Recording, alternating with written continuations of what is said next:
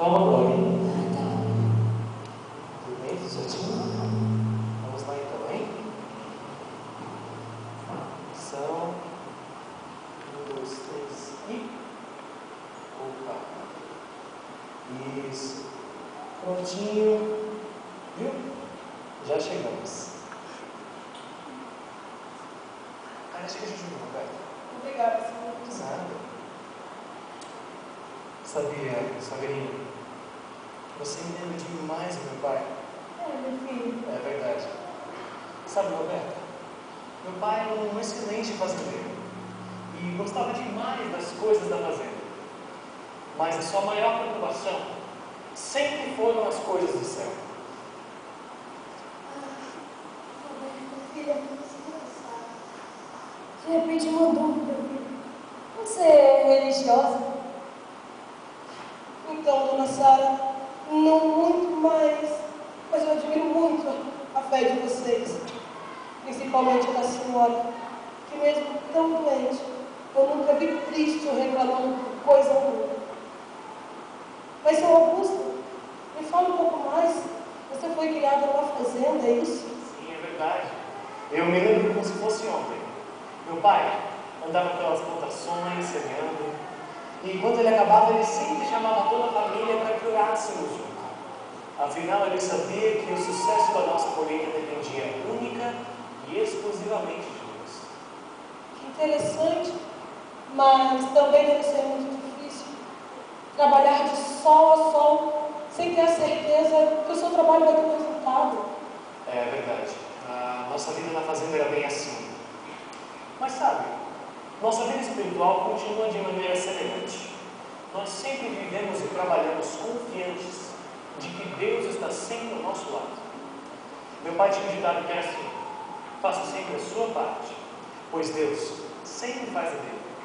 Uma vez, ele me deu um papelzinho, guardo comigo minha carteira até hoje. Deixa eu pegar para você aqui, só um minutinho. Tá? Aqui. Ó, diz assim: pois quanto ao dia e a hora, ninguém sabe, nem os anjos do céu, nem o Filho, senão o Pai. 2 homens estavam trabalhando no campo. Um será levado e o outro deixado. 2 mulheres estavam trabalhando no moinho. Uma será levada e a outra deixada.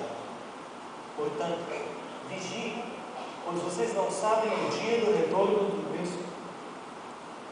Meu pai, como já te disse, era um excelente fazendeiro e sempre soube a hora certa da colheita.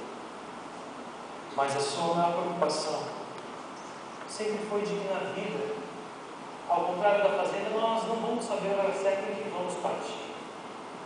E ele sempre quis que todas as pessoas à sua volta estivessem preparadas para esse momento tão importante.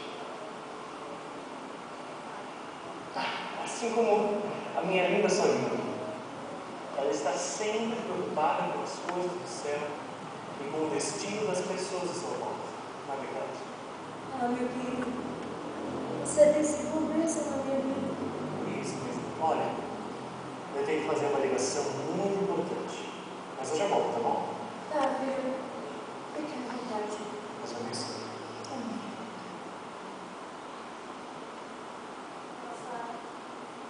Está quase na hora do remédio da senhora.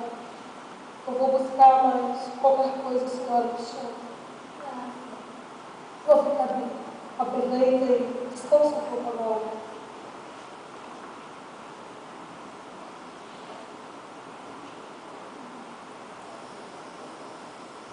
Senhor Deus, permita que a Roberta entenda e aceite o seu grande amor por ela. Que ela possa crer e confiar somente em ti.